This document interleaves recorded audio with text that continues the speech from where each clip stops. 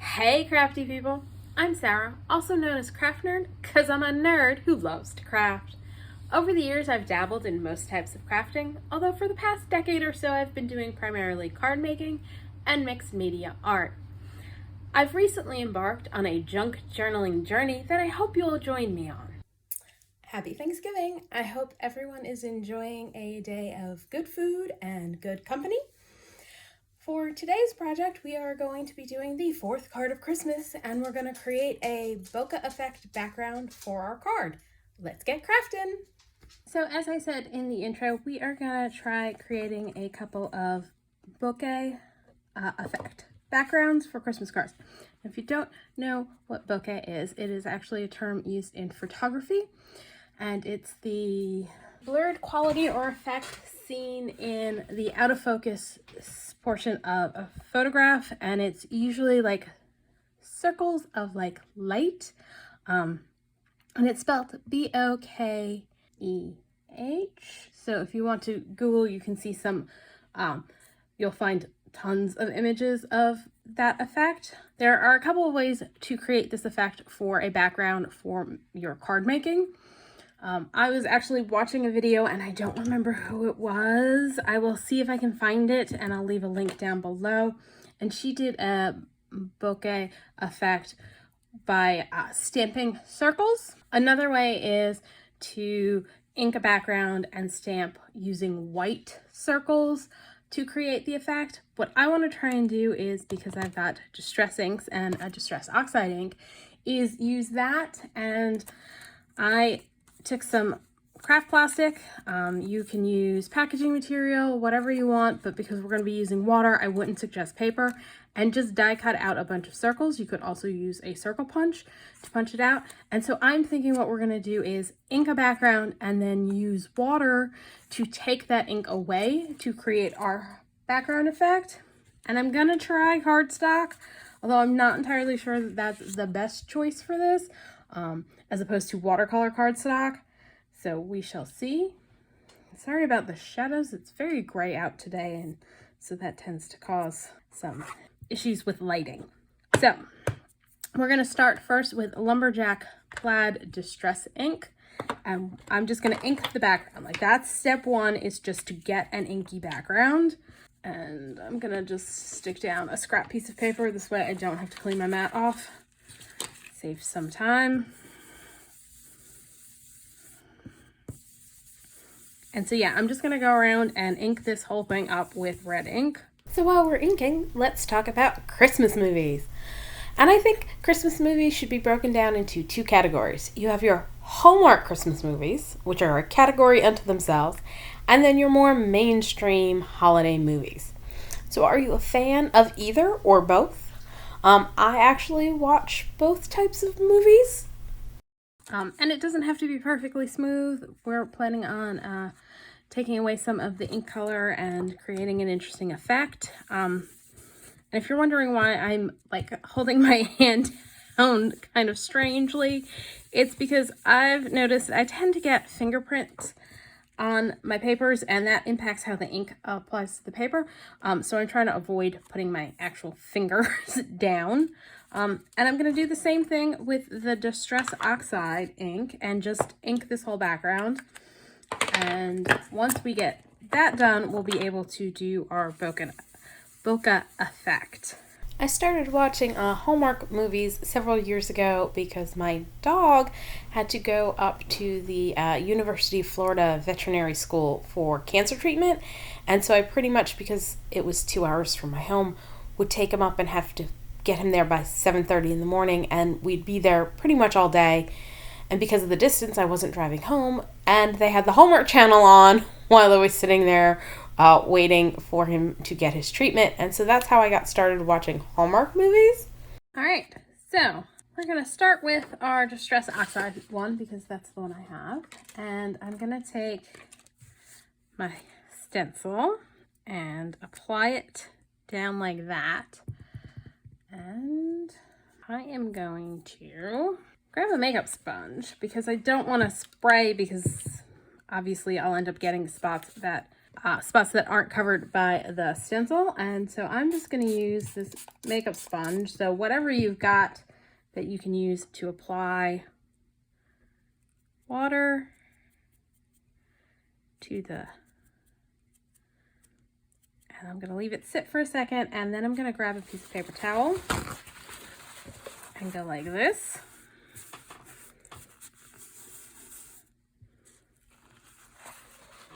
And so we've got a lighter spot, and it's a little bleedy.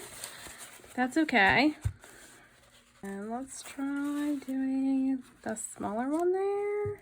And I know the Hallmark movies are a bit formulaic and sappy, but they are one of my guilty pleasures come holiday time. And I'm definitely thinking I should have gone with a watercolor cardstock because it's gonna end up getting pilly, I have a feeling.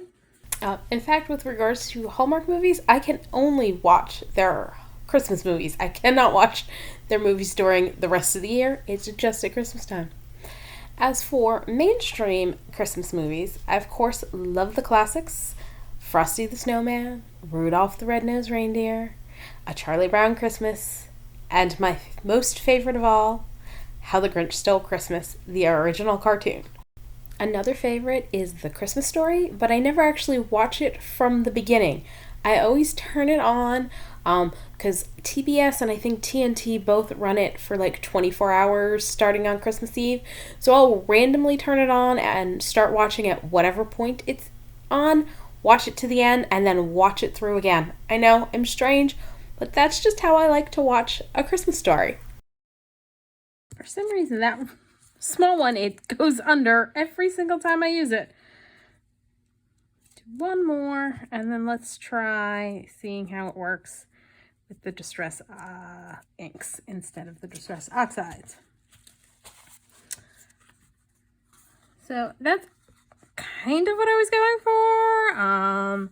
It's not exactly what I had envisioned, but we're having a play. We're giving something new a try. Let's do this one. And again, I'm just going to use the makeup sponge to apply the water to hopefully lift the ink. As for Christmas Carol, the movie versions, I actually like the Muppet version. And I also really enjoy, Patrick Stewart did a version, probably almost 20 years ago now, that I really enjoyed. And it's also got Joel Grey in it. So if you can find that streaming, I would recommend checking it out because it is a really good version of A Christmas Carol. And I am one of the people in the camp who does not think Die Hard is in fact a Christmas movie, because while it was set during Christmas, it has nothing to do with Christmas. There's nothing really Christmassy about it. It's still a good movie. I just don't think of it as a Christmas movie. I'm really mostly just into the classic Christmas movies from my childhood. I will admit I'm not a huge fan of Elf, and I can't think of any other recent Christmas movies that I really, really love and feel like I need to see every year at Christmas time. And it's actually getting harder and harder to find the classics on like network television during the holiday season. It seems like you have to have all the streaming services to be able to actually catch Frosty and Rudolph and Charlie Brown and the Grinch. And those are my only must-watches for the holiday season. And I would be remiss if I did not mention It's a Wonderful Life with Jimmy Stewart and Donna Reed, which is a true classic. And everyone should see it at least once in their lifetime. I actually had a coworker who had dogs named George and Bailey, and he had never seen It's a Wonderful Life. He hadn't named the dogs, but still, I kept telling him he had to see it because it's a black and white movie. Alright, I'm going to set that aside to dry because now that this is a little bit more dry, it's looking a little bit better than it did when it was wet, and I think we need to add a few more spots. I also think it works better when I swipe instead of pouncing for removing the ink. In addition to watching Christmas movies during the holiday season, I'm also a sucker for all of the different holiday-themed baking shows on the Food Network. I love the Holiday Baking Championship, which if you've never seen, and they give them different challenges of desserts to make, and they have to decorate them in holiday themes, and it's just a lot of fun to watch. All right, I'm going to set this aside to dry. This came out a little bit more like I envisioned. So I had a bit of a think, since the two I just did on screen did not come out exactly how I envisioned, although I did get a bokeh effect and they're not bad. But I went back and pulled out some Canson XL watercolor cardstock and decided to give it another go using it, and it works much better. And this is, again, the Lumberjack Plaid on there. And you'll notice it's a little browner looking, but that's okay. And then, so what I ended up, and I also changed up how I applied the water. I decided to use a small brush, and that worked way better. And then I went back in with a paintbrush to add some smaller dots. And so this is more what I had in mind when I came up with this project. So I'm going to show you how I did it using another piece. And this one we're going to do in green, and this is Rustic Wilderness. And I keep starting in like that corner. So we're going to start in this corner for a change. Let me grab another brush, and I'm just spraying some water on my mat to dip the brush in. And I find blending in from the plastic works best. Ooh, that got under a lot. That was a little scoogey. So we'll see how that goes. We might be able to fix that one here in a sec by putting another circle there. And then just lift up. So yeah, we kind of lost our circle shape there a little bit, but what we're gonna do is just stick this circle here, and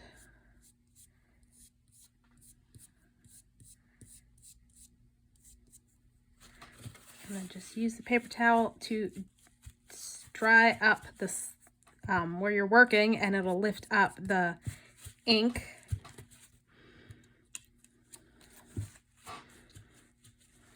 So I'm just going to go around and add my various circles. And again, just for some reason, we are leaking underneath way more on this one than we did the last one. I don't know why. Same stencils, same paper, same brush. Well, not the exact same brush, but same type of brush. I also really love watching Holiday Wars, where they create display pieces using cake and sugar, and this year they're incorporating cookie artists. That's so cool to watch if you've never seen it.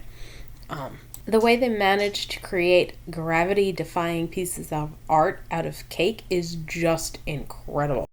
And one thing you can do is you can always go back and lift more if you decide you want it lighter. So what are your holiday must-watch movies and TV shows? Do you have any traditions around what you watch during the holiday season? Or do you not really watch anything holiday related this time of year? I'm actually going to come in with the paintbrush with a little water on it, because I can come in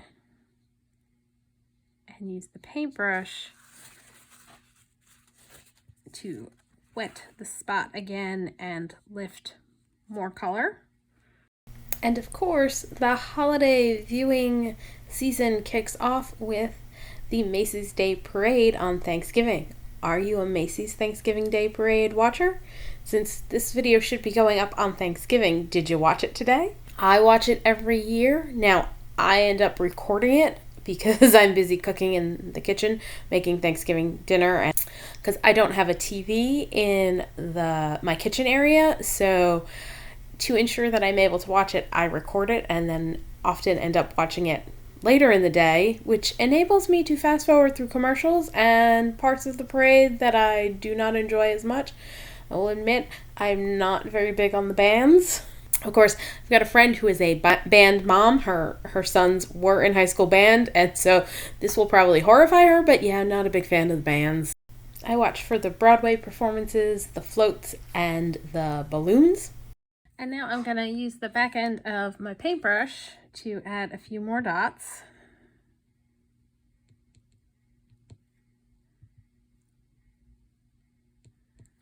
that are smaller. And since this video is posting on Thanksgiving, I hope you and yours are having a wonderful turkey day and eating yourselves silly and enjoying time with friends and family and all the wonderful Thanksgiving dishes.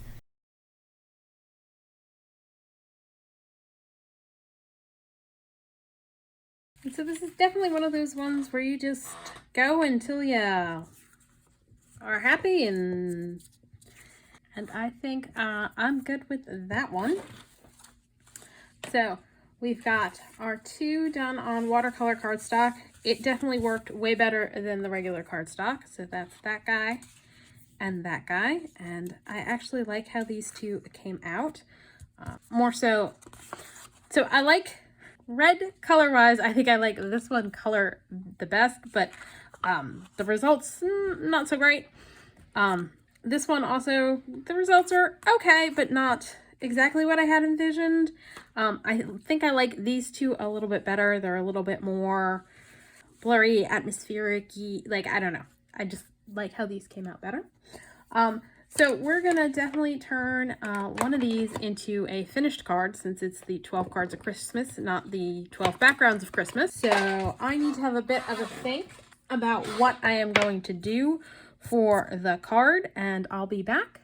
Okay, so I went ahead and stamped an image, and this is a old stamp of mine by Inkadinkado, and I stamped it using archival ink in vintage photo, because what I want to do is use my distress inks to watercolor it. And so I'm just gonna grab a clear block to use as a palette for putting my ink on. And let's start with the pine cone, and I'm just gonna use some vintage photo and spritz a little water and grab a paintbrush and just use the distress ink as my paint.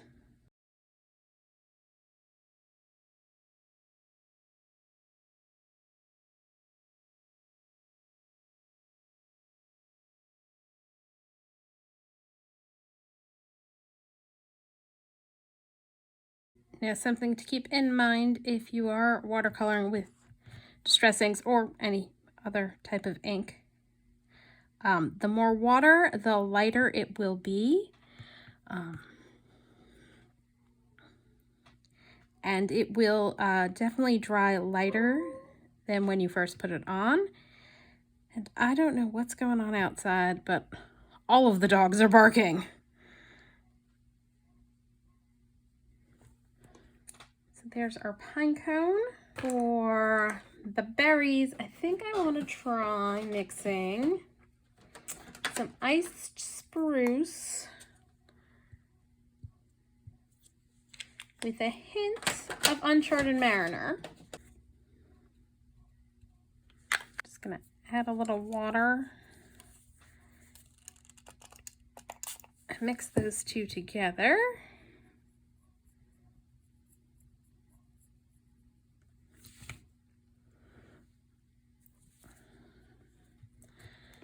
I just used a towel to take some of the water off because I don't want this to be too wet when I put it on, because otherwise it will bleed and move where I don't necessarily want it.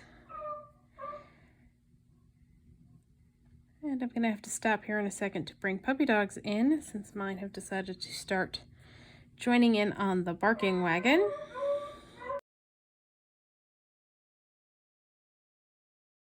Some of the vintage photo bled into the bow, so I'm just going to come in with a clean brush and clear that off. And now I'm going to go deal with dogs.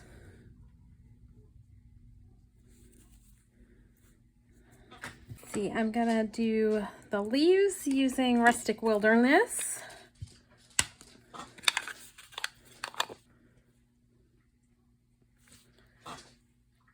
And I'm going on fairly wet because I want it to be on the lighter side.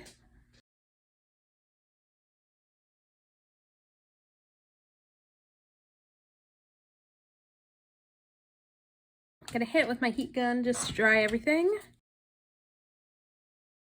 And now I'm gonna grab some Lumberjack Plaid for the bow.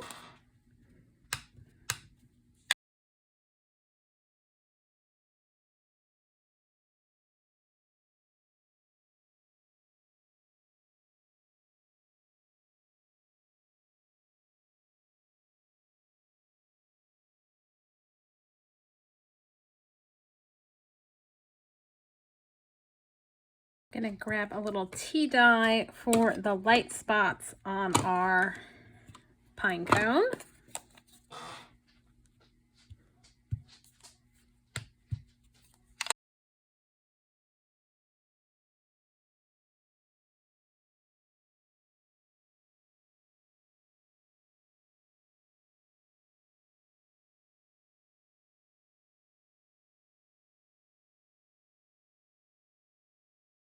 I'm gonna grab a smaller brush and make my berries red. And I'm gonna go very concentrated for those guys.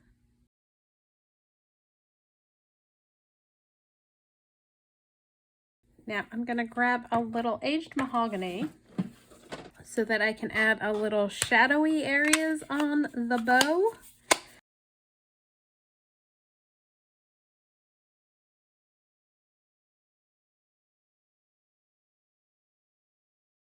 And the last detail we're gonna do is I'm gonna grab some pine needles for the pine needles.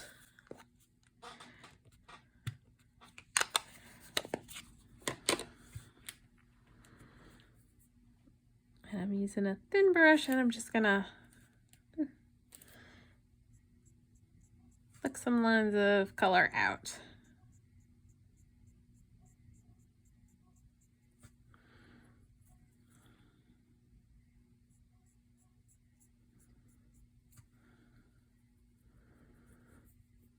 I'm not adding much water at all to this because I want to keep it thin lines and concentrated color. And oh, I missed some berries over here. I'll get those in a sec.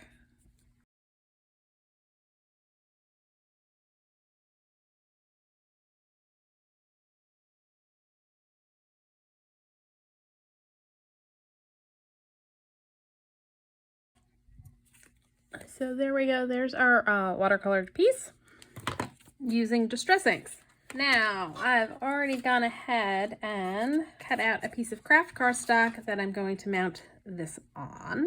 And I went ahead and I used the decal edge on my paper trimmer to cut out a strip from, this is the Distress Oxide Bokeh effect we did, and I'm going to use this as the card base.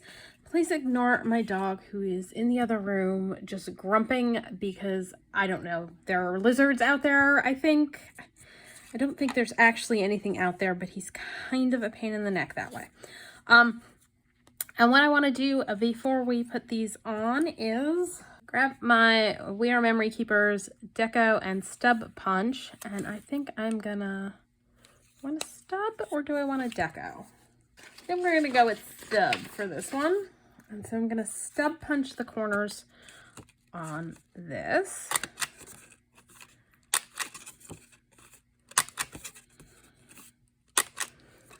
And on this piece.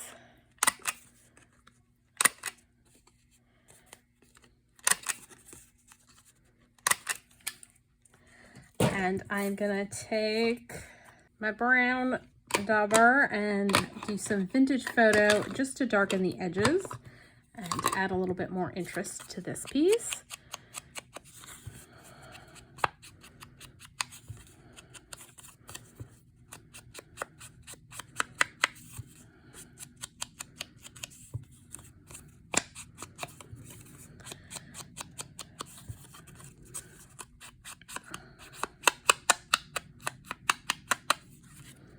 And then for this one, I don't want to go quite so dark, so I'm going to grab my antique linen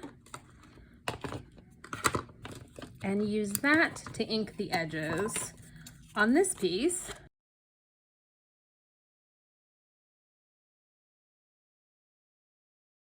I think think I actually am gonna grab my red and do some red on the edges of this piece, which will help them stand out even more against the green.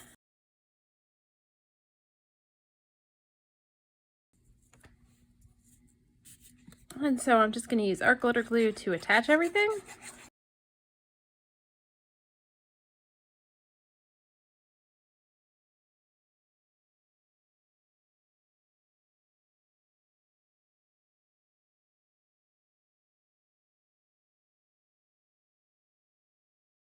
And so there is our bokeh effect background Christmas card. And so if you have some backgrounds that are less successful, don't throw them away. You might be able to get a strip out that you really like. Die cutting them into smaller pieces where it just adds interest without having the full effect is a great way to use them if you don't actually love them as a whole piece. So like, I like this strip on here as is. I don't know that I would have liked using this whole piece as a background. So there's our bokeh effect, and that's all for today's card. And I will be adding it obviously to a full card base. I just didn't think you needed to see me gluing it to a piece of 4 1/4 by 11 cardstock that I folded in half and glued it to. So I will be doing that off camera. And this card, along with many others that I have created on my YouTube channel, are in my shop on Ko-fi. That's ko-fi. There is a link in the description down below. You can also go to ko-fi.com and just search for Craft Nerd Creates to find my online shop. And I would really appreciate if you pop over there and take a look. I also would really appreciate it if you did all the things that lets YouTube know you enjoyed my video. It really does help get my videos in front of new people if you do these things. And that's like, subscribe, hit the notification bell, leave me a comment down below. I'm always happy to answer questions, and it just makes my day when I get a comment. Thanks for joining me, and happy crafting.